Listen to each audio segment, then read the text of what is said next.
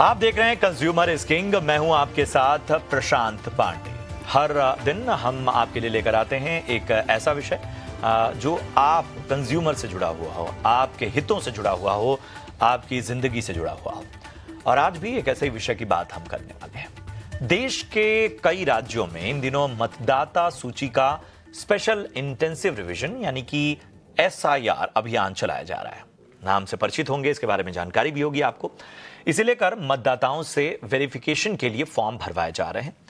इस बीच इस पूरे नए प्रोसेस का फायदा उठाकर साइबर ठगों को एक मौका मिल गया है। उन्होंने एक तरह से इसको अवसर के तौर पर देख लिया है कि एक नई चीज है, जहां जाहिर सी बात है लोग कम अवेयर होते हैं, तो वहां पर लोगों को अपने जाल में फंसाना आसान होगा। साइबर ठग खुद को चुनाव आयोग का अधिकारी या BLO का कर्मचारी बताकर कॉल और मैसेजेस करते हैं और लोगों की पर्सनल जानकारी, यहां तक कि OTP, बैंक डिटेल्स, ये सभी हासिल करने की जुगत में रहते हैं। SIR को लेकर हो रही साइबर ठगी के मामले में एडवाइजरी भी जारी हो चुकी है, लेकिन कई मामले अब चिंता बढ़ा रहे हैं। ऐसे में बड़ा सवाल उठता है कि जिस तरह से तमाम प्रक्रिया अपग्रेड हो रही है, क्या उस तरह से अब हम लगाम नहीं लगा पा रहे हैं? क्या इसके पहले ही रोकथाम की कोशिश नहीं हो जानी चाहिए? और स्कैमर्स आखिर तरीके कौन कौन से अपना रहे हैं, इसको भी समझने की कोशिश करेंगे।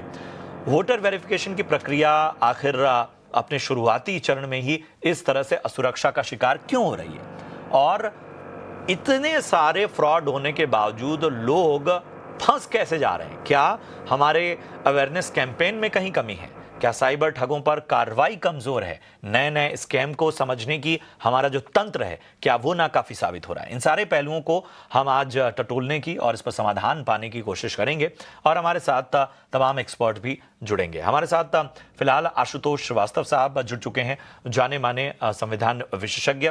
हमारे साथ साइबर एक्सपर्ट साक्षर दुग्गल भी चर्चा में शामिल हो रहे हैं। आप दोनों का बहुत बहुत स्वागत। तो साक्षर, सबसे पहले मैं आपसे ही चर्चा की शुरुआत करूंगा।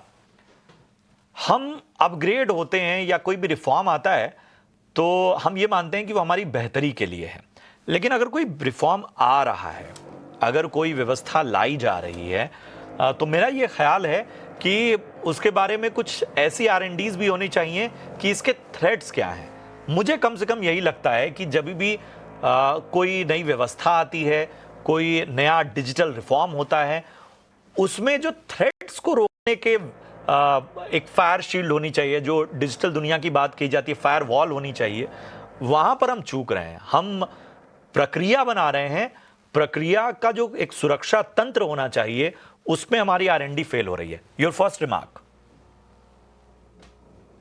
देखिए, जब भी कोई नई चीज आती है, आप अभी आपने SIR का मेंशन किया है, मैं इसको KYC के एक एग्जांपल के माध्यम से समझाना चाहूंगा।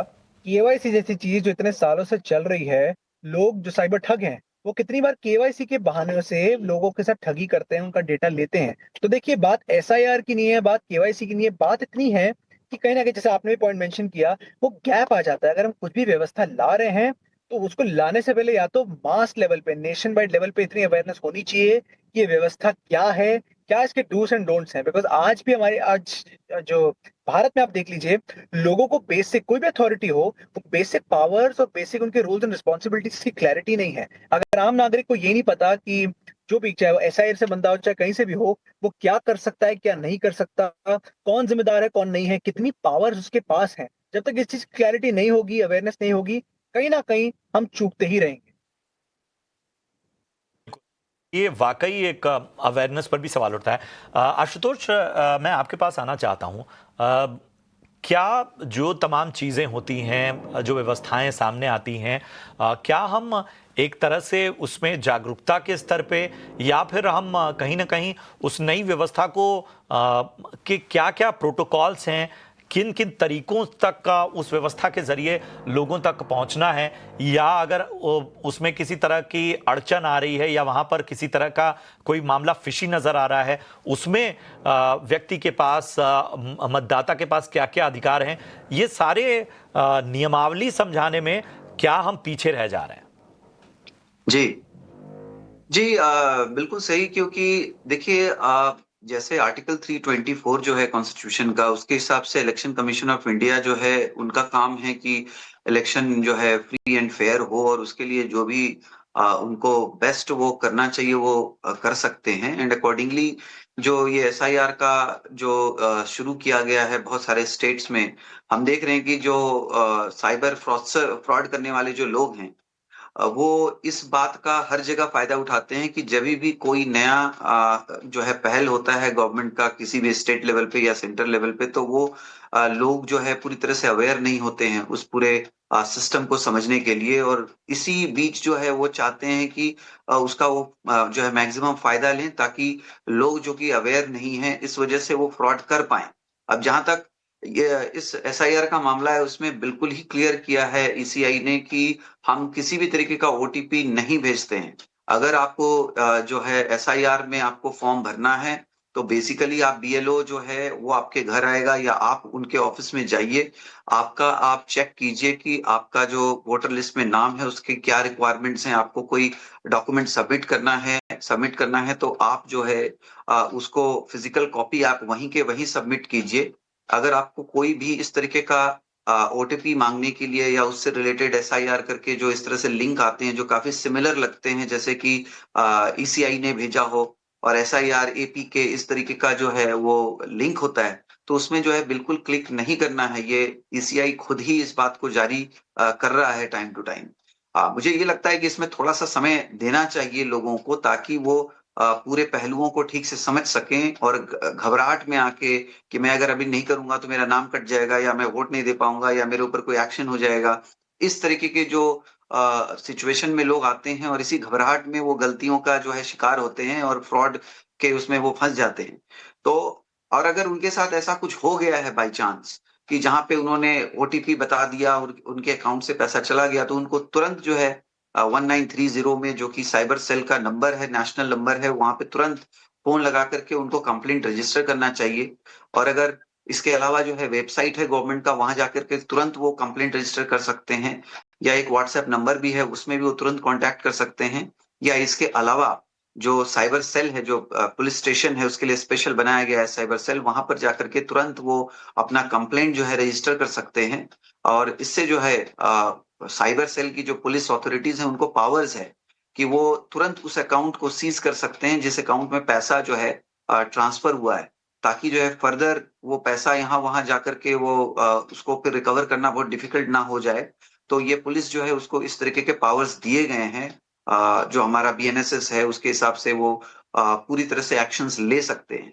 तो ये एक महत्वपूर्ण इशू है। ये एसआईआर की सिर्फ बात नहीं है, इस तरीके के कोई भी जो शुरुआती जो होता है, कोई भी नया स्टेप लिया जाता है किसी भी फील्ड में गवर्नमेंट द्वारा, तो ये जो है फ्रॉडस्टर्स जो है इसका इंतजार करते हैं और इस तरह से जो है लोगों को पूरी तरह से फ्रॉड करने की कोशिश करते हैं। जैसे हमने डिजिटल अरेस्ट जैसी भी घटनाएं हमने बहुत सारी देखी हैं, जिससे वो पूरी तरह से आपको अपने कब्जे में ले लेते हैं एक तरह से, और वो पूरा आपसे वही करवाते हैं जो वो चाहते हैं, और डर के मारे जो है लोग इस तरह से इनका शिकार बनते हैं। तो मुझे लगता है चाहे कोई भी अथॉरिटीज हो इंडिया में, अगर कोई भी वो नया स्टेप ले रहे हैं लोगों के लिए, तो उनको जो है एक सफिशिएंट टाइम ठीक है, देना चाहिए। लेकिन आशुतोष, जी। आशुतोष आपको नहीं लगता, मतलब आपको तो अच्छा खासा तजुर्बा है, मैं बहुत ही जी। मतलब व्यक्तिगत अनुभव के आधार पे बता रहा हूं कि ये जो सरकारी डॉक्यूमेंटेशंस हैं या जो सरकारी नियमावली होती है, और हमें भी पता है कि ये एकदम अंतिम व्यक्ति तक पहुंचनी चाहिए, ये इतनी क्लिष्ट होती है और इतनी उबाऊ होती है। मैं बहुत बहुत स्ट्रेट फॉरवर्ड कह रहा हूं कि इस तरह की होती है। और मैं अभी भी ये मानता हूं कि निचले स्तर पे लोगों तक एकदम प्रक्रिया बहुत स्पष्ट तरीके से या आसान भाषा में, या मैं कह रहा हूं ठीक है एक एक प्रोटोकॉल है किसी भी नियम का, वो फॉलो होना चाहिए, लेकिन उसका इम्प्लीमेंटेशन, उसका एग्जीक्यूशन कराने की जिम्मेदारी जिन लोगों पे है, मुझे लगता है कि अभी भी दूर दराज के इलाकों में, या दूर दराज तो छोड़ दीजिए, बड़े बी सेंटर्स, सी सेंटर्स में भी अभी भी लोग जिम्मेदार लोग बता नहीं पाते हैं। और यही वजह है कि इस जानकारी और इसका जो लूप होल है ना, इसका फायदा उठाया जाता है, आप बिल्कुल सही कह रहे हैं कि अवेयरनेस जो है उसकी बहुत कमी है और मैं तो मतलब धन्यवाद दूंगा आपके चैनल का और ऐसे बहुत सारे चैनल्स हैं जो लोगों में जो है पूरी तरह से अवेयरनेस फैलाने का काम कर रहे हैं जिससे बहुत सारे फ्रॉड जो है वो रुक भी पाए हैं। और मैंने जैसे कहा कि अगर वो सफिशिएंट टाइम दिया जाए लोगों को, अगर कोई भी आप स्टेप ले रहे हैं, उसके लिए लोगों को आप पूरी तरह से बताएं, आप मीडिया में आएं, आप न्यूज़पेपर में उसको प्रिंट करें, टाइम टू टाइम लोगों को बताएं एडवांस में, वेल इन एडवांस कि हम ऐसा ऐसा स्टेप लेने जा रहे हैं, इसके लिए ये प्रक्रिया है, ये प्रोसेस है और इसी प्रोसेस के बेस पे आपको जो है ये काम को करना है, ताकि जो सिटीजन्स हैं वो जो है हड़बड़ाहट में ना आए। बहुत सारे सीनियर सिटीजन्स हैं, उनको समझने में उनको लगता है कि अगर वो अभी नहीं करेंगे तो उसमें जो है हो सकता है उनके ऊपर कोई एक्शन हो जाए या फिर वो जो है इस राइट जो वोटिंग राइट है उससे वो वंचित हो जाएं। तो इस घबराहट में जो है ये गलतियां वो करते हैं। तो इस घबराहट को दूर करने के लिए जो मुझे लगता है वो बेस्ट यही है कि जैसे इलेक्शन कमीशन भी इस मामले में पूरी तरह से प्लान करे, एक सफिशिएंट टाइम दे लोगों को कि हम ये करने जा रहे हैं, अब हम इस स्टेट में कर रहे हैं, अब हम इस स्टेट में कर रहे हैं। ये हमारी पूरी प्लानिंग है आगे साल भर की, 2 साल की। इसको एकदम जल्दीबाजी में करना जो है ये बहुत डिफिकल्ट हो सकता है और इसमें बहुत सारे लोग जो हैं फ्रॉड के शिकार हो सकते हैं। तो इसका ध्यान रखना चाहिए और मुझे लग रहा है कि अब जो है आपके जैसे चैनल के माध्यम से लोगों में काफ़ी जागरूकता हुई है और मेरा पूरा मानना है कि इसमें बहुत जो है कमी आएगी जो फ्रॉड जो जिस तरह से हो रहे हैं अलग-अलग मामलों में और जिस तरह से पहले डिजिटल अरेस्ट और बहुत तरीके के ओटीपी मोबाइल फ़ोन में जो आते हैं या इस तरीके के बहुत सारे मामलों में लोगों में अवेयरनेस अब जाकर के धीरे-धीरे होना शुरू हुआ है। और बहुत सारे जो कानून भी जो अमेंड किए गए हैं, जो साइबर फ्रॉड को लेकर के, चाहे वो हमारा आईटी एक्ट हो, उसमें अमेंड किया गया। फिर जैसे डीपीडीपी एक्ट हमारा लाया गया कि आपका जो भी डेटा है वो सुरक्षित रहना चाहिए। जहाँ आप जैसे बैंक में आप सबमिट कर रहे हैं, कोई भी अथॉरिटी में सबमिट कर रहे हैं, तो वो अथॉरिटी या बैंक या जो भी इंस्टीट्यूशन है उसकी ज़िम्मेदारी है कि आपके जो पर्सनल डेटा जो आप सबमिट कर रहे हैं, आपके डॉक्यूमेंट्स वो वहाँ पे सेफ रहे। उसको कोई डेटा को जो है ब्रीच ना किया जाए या कोई वहाँ से डेटा निकाल करके फिर आपके साथ कोई फ्रॉड ना करे। तो इन सब बातों का काफ़ी ध्यान जो है रखने की ज़रूरत है और रखा भी जा रहा है जिससे कि इस तरह के क्राइम्स में थोड़ी कमी आए। बिल्कुल आपने जी। सही कहा। कोशिशें तो हो रही हैं लेकिन मुझे यही लग रहा है कि इस डिजिटल वर्ल्ड में ना कहीं न कहीं जो स्कैमर्स हैं या जो इस तरह की गतिविधियों में इन्वॉल्व हैं वो शायद पूरे तंत्र से, इस पूरे इकोसिस्टम के जो लोग भी स्टेक होल्डर्स हैं जो बेहतरी के लिए काम कर रहे हैं, उनसे कहीं न कहीं 10 कदम आगे निकल रहे हैं। मतलब कोई व्यवस्था लागू नहीं होती है और तुरंत उसको लेकर कोई ना कोई फ्रॉड सामने आता है। छोटे-मोटे फ्रॉड तो नहीं हो रहे हैं इस देश में और वाक़ई ये बड़ी चिंता की बात है। अ, साक्षर हमें ये बताइए कि आपको नहीं लगता कि जो सरकारी भाषा है, सरकारी लैंग्वेज है वो एक बहुत बड़ा रोड ब्लॉक बन रही है अंतिम व्यक्ति तक किसी भी व्यवस्था के एकदम सही प्रोटोकॉल पहुंचाने में? आपको लगता है कि नया ज़माना है तो शायद हमें लैंग्वेज के मामले में भी अपग्रेड होना पड़ेगा? मतलब वो थका हुआ है। मतलब आप कोई भी नियमावली पढ़ेंगे, आम आदमी को तो वो बड़ा थकाऊ लगेगा वो। ये लैंग्वेज तो एक बैरियर है, लेकिन उससे सबसे बड़ा बैरियर, अभी मैं आपका कन्वर्सेशन सुन रहा था, जब हम अवेयरनेस की बात करते हैं, मुझे लगता है अवेयरनेस प्रॉब्लम नहीं है, आधी अवेयरनेस प्रॉब्लम है। जब भी आप सरकार के कोई भी नए इनिशिएटिव की बात करते हैं, ये ज़िलों तक जाती है, गाँव तक जाती है, शहरों तक पहुँचती है। ये अब देखिए, ताली 2 हाथ से बजती है। पहला, जो भी इन्फॉर्मेशन दी जाती है लोगों को, वो स्पेसिफिक नहीं दी जाती। ऊपर-ऊपर से दी जाती है कि हाँ, एसआईआर करके कोई इनिशिएटिव है, ये सब चलेगा, ये होगा। लेकिन एग्ज़ैक्ट चीज़ में क्या होगी, क्या आपसे माँगा जाएगा, क्या आपसे नहीं माँग सकता बंदा, उसकी स्पष्टता नहीं है, वो क्लैरिटी नहीं रहती है, पहला। दूसरा, ये कड़वा सच है, लेकिन लोग भी इंटरेस्टेड रहते नहीं हैं। लोग सोचते हैं कि इससे हमें क्या करना, हम देखी जाएगी, काम हो जाएगा। ये देखी जाए मेंटालिटी, मैंने देखा है साइबर क्राइम का सबसे बड़ा कारण होता है, क्योंकि यही मेंटालिटी की वजह से कल आपके साथ कुछ होता है, आप ध्यान नहीं देते। आपने एसआईआर की बात की है, ऐसी कितनी सारी जो केसेस सामने आए हैं, जहाँ लोग पूछते भी हैं कि हमने तो सरकार का ये पढ़ा था, आप तो सिर्फ़ ये 2-3 चीज़ें हमसे पूछ सकते हैं। लेकिन क्योंकि पूरी तरह जानकारी नहीं होती, आधी-अधूरी जानकारी होती है, तो क्रिमिनल्स भी स्मार्ट हैं। वो दूसरे को कन्विंस कर देते हैं कि नहीं भाई, हम तो सरकार से ही हैं, आपको 3-4 चीज़ें और देनी पड़ेगी। तो जब तक एक प्रायोरिटी, जब जो आम नागरिक है वो भी इसको प्रायोरिटी नहीं लेता और सरकार स्पष्टता से बिल्कुल क्लियरली ये नहीं बता देती कि जो भी सरकारी अथॉरिटी है, उसकी यही पावर है, क्या माँग सकते हैं, क्या नहीं माँग सकते। जिस दिन ये क्लैरिटी हो जाएगी, तब आई थिंक सब लोग सेम पेज पे रहेंगे, क्योंकि अभी भी क्वेश्चन मार्क बहुत बड़ा रहता है कि ये सरकार की जो जो भी अथॉरिटीज, कोई भी एजेंसीज हैं, हमसे क्या मांग सकती हैं, क्या नहीं मांग सकती। वही वही मैं कह रहा था, और ये इसको बहुत ही स्पष्ट रूप से समझना होगा। और इन सब के बीच में मैं परिचय करा दूं, हमारे साथ जाने माने cyber security expert Amit Dubey भी चर्चा में शामिल हो रहे हैं। Amit ji, thank you so much अपना कीमती समय देने के लिए। एसआईआर के नाम पर ये जो नया स्कैम चल रहा है, मतलब आप गुजरे होंगे और मेरे ख्याल से बहुत सारी केस स्टडीज भी आपने की होंगी। इसका सबसे बड़ा मैकेनिज्म क्या है? और एक तो बड़ी बड़ी चिंता ये है कि कोई व्यवस्था आ रही है और ठग उसमें अच्छे अच्छे पढ़े लिखे लोगों का भरोसा जीत ले रहे हैं। मतलब वो बड़ा मुझे ये बड़ा ताज्जुब हो रहा है कि इतना कुछ अवेयरनेस के लिए अगर हो रहा है और लोग इतना कुछ पढ़ रहे हैं तो ऐसा कैसे हो रहा है? क्या ये नया पैटर्न आपको नजर आ रहा है, या आपको लग रहा है कि ये केवाईसी वाईसी वाले जो फ्रॉड हो रहे थे उसी का एक कदम आगे, मतलब ये अपडेटेड वर्जन है? देखिए, परिवर्धित रूप है, तरीका तो वही है। आप गवर्नमेंट की किसी भी एजेंसी को इम्पर्सोनेट करके, कॉल करके, जो भी उस एजेंसी का काम है उसके बेस पर सामने वाले का ट्रस्ट जीत लेते हैं और फिर डराते हैं या लालच देकर पैसे लूटते हैं। यही एक कॉमन मोडस ऑपरेंडी रही है। यहाँ पर खास बात यह है कि लोग थोड़ा सा कंफ्यूज है, जैसा कि बाकी स्पीकर्स ने बोला, लोगों को ज्यादा जानकारी नहीं है तो गलती ज्यादा करने के चांसेस हो रहे हैं। और इसमें क्या होता है कि नॉर्मली वही लोग लुटते हैं जो ज्यादा पढ़े लिखे हैं, जिनके पास पैसा है। कभी ऐसा नहीं हुआ कि किसी गरीब के पास फोन आए और उसको उसको टारगेट किया जाए। तो क्रिमिनल के पास पहले तो ये जानकारी होती है, जिन लोगों को वो टारगेट करता है उसका रिकॉनिसेंस करके वो बैठा होता है, उसके बारे में क्लासिफाइड डेटा होता है, और उसके बाद उसको अलग अलग तरीके से कंफ्यूज कर, प्रलोभित कर, डरा कर पैसे लूटे जाते हैं। ये एक जनरिक मोडस ऑपरेंडी रही। यहाँ पर चूंकि एसआईआर को लेकर बहुत डिबेट्स हुई, बहुत सारे डर भी हैं लोगों में, कहीं ऐसा ना हो कि मेरा नाम रह जाए, कहीं ऐसा ना हो कि मैं वोट देने का अधिकार छिन जाए।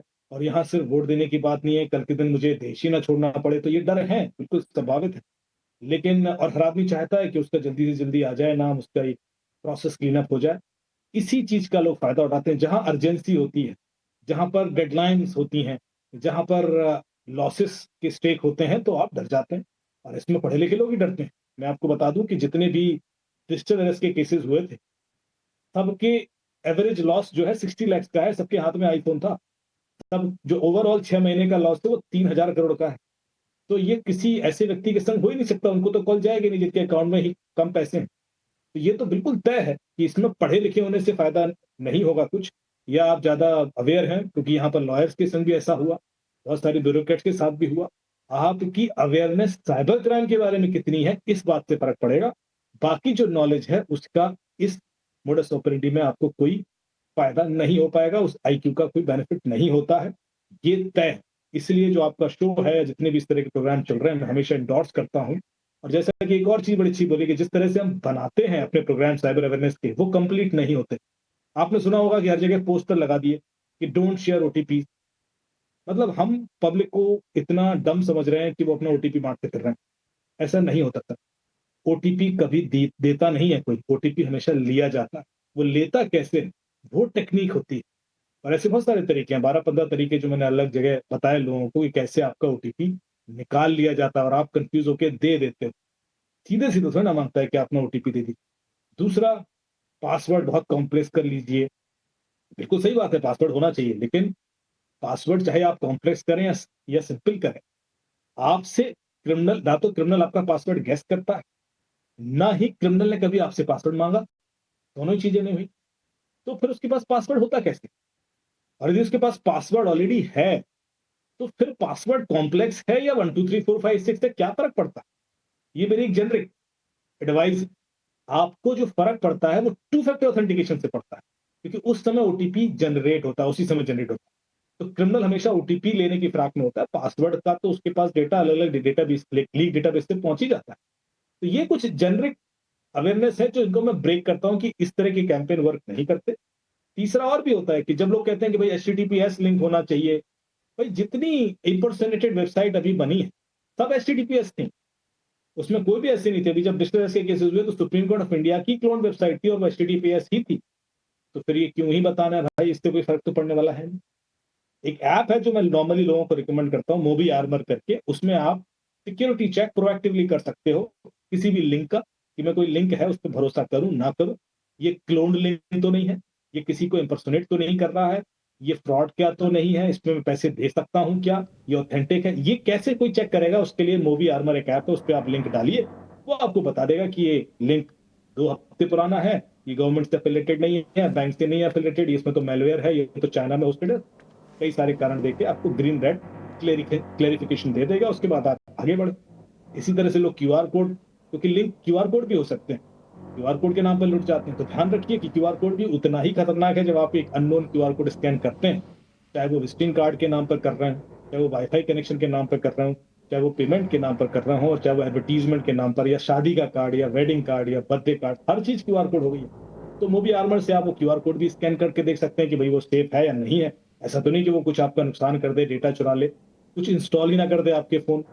तीसरा होता है एप्लीकेशन, क्योंकि आप अपना फोन शेयर करते हैं बहुत सारे लोगों से, तो वो भी आपने टाइम टू टाइम चेक करते रहना चाहिए कि आपके फोन में कोई ऐसी एप्लीकेशन तो नहीं है जो आपको नुकसान पहुंचा सकती है, और ये चीज भी मूवी आर्मर करके देता है, बट आपको वो स्कैन करना पड़ता है। तो ये कुछ चीजें हैं जो मेरे ख्याल से बिल्कुल हेल्प कर सकती है बिल्कुल। लोगों को। और अमित, ये कहीं ना कहीं वही वाली बात हुई कि हम जब क्लासरूम में कुछ चैप्टर ऐसे पढ़ते हैं जो शायद हमारे करियर में काम नहीं आते हैं, जो हमारे आगे के जीवन में कहीं काम नहीं आते हैं, लेकिन उन बेसिक्स का बड़ा इम्पोर्टेंस होता है। तो वही स्थितियां फिलहाल हैं। मैं एक और सवाल के साथ आऊंगा, और मैं चाहूंगा कि आप थोड़ा कहीं ना कहीं इसमें अगर आप बेबाकी से भी राय रखेंगे तो मुझे कोई खास दिक्कत नहीं है। आपने तमाम तरीके बताए, लेकिन सवाल वही है कि क्या हमारा जो पूरा ये तंत्र है, मतलब हम कोई नई व्यवस्था किसी बेहतरी के लिए लागू कर रहे हैं अमित, तो क्या हम उसके लिए जो फायर शील्ड होनी चाहिए, जो एक सुरक्षा तंत्र बनाना चाहिए, क्या उसमें हम दुरुस्तगी के लिए कोई काम करते हैं? हमारी R&D उस पर होती है, या केवल हम एक अपग्रेड लाते हैं किसी सिस्टम में और उसके सुरक्षा के पहलुओं पर जो रिसर्च और डेवलपमेंट होनी चाहिए उसमें कहीं ना कहीं पीछे रह जाते हैं? अमित, आपसे ही जानना चाहूंगा। हर चीज होती है, हर चीज प्रोसेस का पार्ट है, लेकिन वो सुपरफिशियल है, वो उतनी सीरियस तरीके से नहीं है। चाहे वो साइबर अवेयरनेस कैंपेन हो, आप बहुत अच्छे अच्छे लोग ले आएंगे, स्टार के संग वीडियो बनाएंगे, पर वो चीज बता क्या रहे हैं? जैसे मैंने आपको बोला कि अमिताभ बच्चन जी से लेकर नवाजुद्दीन सिद्दीकी तक हर आदमी कह रहा है ओटीपी मत दीजिए। किसी ने बताया कि ओटीपी दिया कैसे जाता है भाई, कौन कैसे ले लेता है? तो वो एक डिफरेंस है। आप किसी भी महंगी कैंपेन को रन कर सकते हैं, पर उसका इम्पैक्ट क्या हुआ ये भी तो देखिए। या फिर आपने कहा कि इतनी बेसिक भी मत समझिए कि अब चीजें बहुत बदल चुकी हैं, बहुत आगे जा चुकी हैं, तो आपको वो अपग्रेड करनी पड़ती है। इसी तरह से जो आपने इंफ्रास्ट्रक्चर की बात की है, मेरे पास कई सारे लोग ऐसे भी आए जिन्होंने प्रोडक्ट चल रहे हैं मार्केट में, और वो सिक्योरिटी असेसमेंट करा के बैठे हैं, सर्टेन एम्पायरल कंपनी से सर्टिफिकेट लेके बैठे हैं कि सिक्योरिटी असेसमेंट हुआ, पर उनका असेसमेंट हुआ ही नहीं। अब ये तो फिर आई वॉश है ना, आपने जबरदस्ती किसी से करा लिया, पैसे वैसे देके, तो फिर आगे किसी ना किसी को तो उसका नुकसान हो गई। जो एंड कंज्यूमर है वो भुगतेगा, कल के दिन डेटा लीक होता है। एक बहुत बड़ी कंपनी का गुड़गांव से पिछले महीने एक पैच रिलीज होता है 11 तारीख को, और 12-13 तारीख को 25 करोड़ निकलता है 2500 बैंक अकाउंट। मतलब 2 बजे या रात को पैच रिलीज हो रहा है और 1-1.5 घंटे के बाद से पैसा निकलना शुरू हो गया। क्रिमिनल बिल्कुल तैयार बैठे थे कि देखो कमजोरी आएगी इसमें और हम तुरंत लूट लेंगे। ऐसा थोड़ा ना होता है। इसका मतलब है कि क्रिमिनल ने ही वो इंट्रोड्यूस करवाया किसी से, उनकी तैयारी थी। 2500 अकाउंट तैयार करके थोड़ा ना आप आधे घंटे में बैठ सकते हो, तो आप पहले से 2-3 महीने से कर रहे होंगे। तो ये आप समझिए लिंक कि जो भी क्रिमिनल है वो किस हद तक सिस्टम में घुसा हुआ है कि उसको सेफ्टी सिस्टम के बारे में इतनी जानकारी है कि इसमें कल के दिन कोई ऐसी वेलेबिलिटी आने वाली है कि मैं करोड़ों रुपए साइफन कर सकता हूं, और जब तक कंपनी को पता पड़ेगा काम हो चुका हो। और ऐसा भी नहीं कि एक बार हुआ, हो सकता है इससे पहले भी हुआ हो। तो मैं मोबीक्विक की बात कर रहा हूँ जो अभी जिनके संग हुआ था, पर मैं जो बताना चाह रहा हूँ कि ये चीज इतनी तेजी से इवॉल्व हो रही कि हमारी कैंपेन, हमारे जो मैकेनिज्म है इंफ्रास्ट्रक्चर को सिक्योर करने के, वो उतनी तेजी से इवॉल्व नहीं हो रहा। शायद हमें यह समझना होगा कि जब आप मतलब अगर तुलनात्मक रूप से देखें तो जब कंप्यूटर्स आए थे तब उनका जो एवोल्यूशन टाइम था वो थोड़ा बड़ा था। मतलब नई नई जनरेशन के सीरीज के कंप्यूटर्स आते थे, प्रोसेसर्स आते थे, सुपर माइंड्स कंप्यूटर्स, बाकी सब चीज़ें। लेकिन ये जो आर्टिफिशियल इंटेलिजेंस और डीप टेक का ज़माना है, यहाँ तो हर सेकंड कुछ ऐसा आ रहा है कि हैरान कर दे रहा है। तो शायद हमें उस रफ्तार के साथ अपने सिक्योरिटी पॉलिसीज़ और बाकी इस पूरे तंत्र को बेहतर करना होगा। एक आखिरी सवाल के साथ आशुतोष मैं आपके पास आना चाहूँगा। आपकी सबसे पहली रिकमेंडेशन क्या होगी? मतलब हमें एक तो सबसे बड़ी दिक्कत ये होती है कि सब कुछ कंज्यूमर पे डाल दिया था कि भाई तुमने सब गलती की, और शिकायत और बाकी चीजों को लेकर भी इतना कॉम्प्लेक्स व्यवस्था है कि कई बार गिव अप कर जाते हैं, सरेंडर कर जाते हैं लोग कि ठीक है जी, नुकसान हुआ तो हुआ, अब आगे से ध्यान रखेंगे। जी नहीं, देखिए मेरा है इन्वेस्टिगेटिंग एजेंसी के ऊपर कि जो इन्वेस्टिगेशन किया जा रहा है वो बहुत ही कंसोलिडेटेड होना चाहिए। उसके अंदर अब जैसे हमारे मित्र ने भी बताया कि ये जो फ्रॉड हो रहा है ये सबके साथ नहीं, ये कुछ चुनिंदा लोगों को ही जो है टारगेट किया जाता है जिनके अकाउंट में पैसा है। तो ये जो जानकारी है कि इसके अकाउंट में कितना पैसा है और किसको हमें टारगेट करना चाहिए, ये जानकारी कहाँ से मिलती है? तो ये जो जानकारियां मिल रही हैं बैंक में, मेरे पास क्या है, अकाउंट में पैसा है नहीं है, ये कहाँ से आ रहा है, इन सब पहलुओं पे जो है इन्वेस्टिगेटिंग एजेंसी को थॉरो इन्वेस्टिगेशन करना चाहिए। क्योंकि इतना आसान नहीं है कि एक बड़ा ही सिंपल तरीके से कोई भी फ्रॉड कर लिया जाए, साइबर फ्रॉड, और जो है उनके पास सारा इंफॉर्मेशन अचानक अपने आप आ जाए, ये पॉसिबल नहीं है। तो एक तो जो अकाउंट्स ओपन किए जा रहे हैं, बैंक अकाउंट्स, जैसे अगर कोई फ्रॉड करने वाला जो पैसा ले रहा है वो किसी पर्टिकुलर बैंक अकाउंट में ले रहा है, तो वो अकाउंट ओपन हुआ, उसके बाद उसमें पैसा आया, उसके बाद जो है उसका ना तो एड्रेस मैच होता है ना कुछ मैच होता है। तो ये जो बैंक अकाउंट्स ओपन हो रहे हैं इसके ऊपर इन्वेस्टिगेशन करने की भी जरूरत है कि ये कैसे ओपन हो गया, ये इसको वेरीफाई क्यों नहीं किया गया, या जो सिम कार्ड नहीं, लिए तो जा वहां रहे पे हैं भी तो टारगेट का ही खेल चल रहा है ना, लोन बांटने का, अकाउंट खोलने का, क्रेडिट कार्ड बांटने का। मतलब आप किसी भी पब्लिक प्लेस पे चले जाइए, आपको पता चल जाएगा। मतलब इसमें तो कुछ है ही नहीं ऐसा। एक आखिरी सवाल साक्षर, चूंकि आशुतोष जो बात बोल रहे थे उसी से, कि खास तरह के लोग टारगेट हो रहे हैं। चलिए, बैंक अकाउंट में जिसके पैसा है वो मैं मान लिया। एक चीज और है कि अगर आपके रोजमर्रा के जीवन में कुछ फिशी है ना, कुछ आप अगर अपनी ओर से फिशी कर रहे हैं, ऐसे लोग भी टारगेट हो रहे हैं। क्या ऐसे भी केसेस हैं? जी, ऐसा बिल्कुल है। और देखिए, जब तक लोग ये मानते रहेंगे कि मैं कोई सेलिब्रिटी नहीं हूँ, मेरे पीछे कोई क्यों ही पड़ेगा, तब तक लोग शिकार होते रहेंगे। हम सब एक पोटेंशियल विक्टिम हैं, साइबर इकोसिस्टम का हिस्सा हैं। हाँ, ये ज़रूर है, आप जितने लापरवाह रहते हैं इस इकोसिस्टम में, उतने ज़्यादा चांसेस हो जाते हैं आपके फँसने के। और जैसा कि हमारे जो को-पैनलिस्ट हैं, उन्होंने भी कहा, एजुकेशन और अवेयरनेस में बहुत फ़र्क है। आप कितने भी एजुकेटेड क्यों ना हो, इसका मतलब ये नहीं है कि आप साइबर ठगी का शिकार नहीं हो सकते, क्योंकि अवेयरनेस तो कॉन्स्टेंटली आपको अपडेट करनी ही पड़ेगी। जहाँ तक जो लोग, जैसे आपने कहा, जो मिस्चिफ करते हैं, कुछ ना कुछ शैतानियाँ करते रहते हैं, केसेस ज़रूर आते हैं, लेकिन इतना ये भी है, जैसा कि मैंने कहा, आप जितना केयरलेस इंटरनेट पर होंगे, जितना आप ब्लाइंडली ट्रस्ट करेंगे इंटरनेट पे, आप एआई के उस युग में जी रहे हैं जहाँ टेक्स्ट, वीडियो, फोटो सब कुछ प्रिसाइज़ली कॉपी हो सकता है। तो जब ऐसे युग में आप जी रहे हैं, तो अवेयरनेस नॉन नेगोशिएबल हो जाता है। और आप सब कुछ अगर अपना डेटा केवल एक एक्सपीरियंस के लिए इस पूरी डिजिटल वर्ल्ड को सौंप दे रहे हैं, तो शायद उसके रिपरकशन भी आपको झेलने के लिए तैयार रहना होगा। लेकिन उससे बचने के लिए तमाम तौर तरीके, टूल्स ऑफ द ट्रेड जो हैं, वो तमाम हमारे विशेषज्ञ ने बताया। आपके अधिकारों के बारे में भी आपको जानकारी दी। याद रखिए, जितना ज़्यादा आप सजग रहेंगे, जितना ज़्यादा आप चीज़ों को बारीकी से समझेंगे, उतना ही ज़्यादा आप इस तरह की अप्रिय स्थिति का सामना नहीं करेंगे। Thank you so much Amit ji, आपका इस चर्चा में जुड़ने के लिए। इसके अलावा आशुतोष, साक्षर, आप सभी का बहुत बहुत धन्यवाद। आई एम श्योर कि कुछ हद तक अवेयरनेस यहाँ से भी, हमारे इस मंच से भी लोगों तक पहुँचेगी, और हम यही चाहेंगे कि आने वाले वक्त में इस तरह की जो गतिविधियाँ हैं वो किसी तरह से ख़त्म हो या उनमें कहीं ना कहीं कमी आए। उम्मीद करते हैं कि आज की चर्चा आपको पसंद आई हो। फिलहाल कंज्यूमर एक्सक्लूसिव में मुझे दीजिए इजाजत। आप देखते रहिए ET नाउ स्वदेश। नमस्कार।